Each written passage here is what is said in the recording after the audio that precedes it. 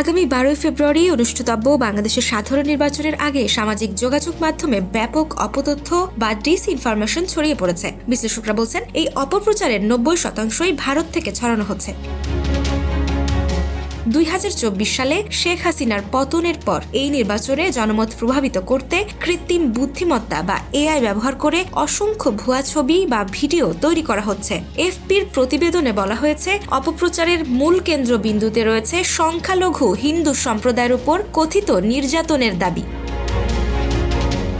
Hindu genocide hashtag ব্যবহার করে August 2024 থেকে জানুয়ারি 2026-এর মধ্যে প্রায় 7 লাখ পোস্ট করা হয়েছে। তবে পুলিশের পরিসংখ্যান অনুযায়ী 2025 সালে সংখ্যালঘুদের ওপর ঘটানো 645টি ঘটনার মধ্যে মাত্র 12%ই ধর্মীয় বিদ্বেষমূলক।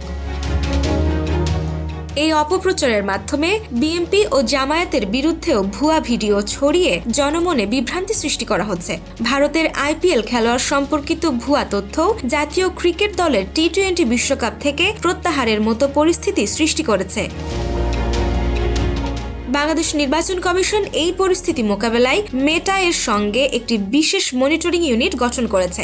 তবে বিশেষজ্ঞরা সতর্ক করেছেন, ভোটারদের মধ্যে তথ্য যাচাইয়ের সচেতনতা কম হওয়ায় এআই নির্ভর ভুয়া তথ্যের প্রভাব খুব বেশি হতে পারে। নির্বাচনের আগে এই ডিজিটাল অপতথ্যের বন্যা দেশের রাজনৈতিক প্রতিক্রিয়ায় বড় ধরনের প্রভাব ফেলতে পারে।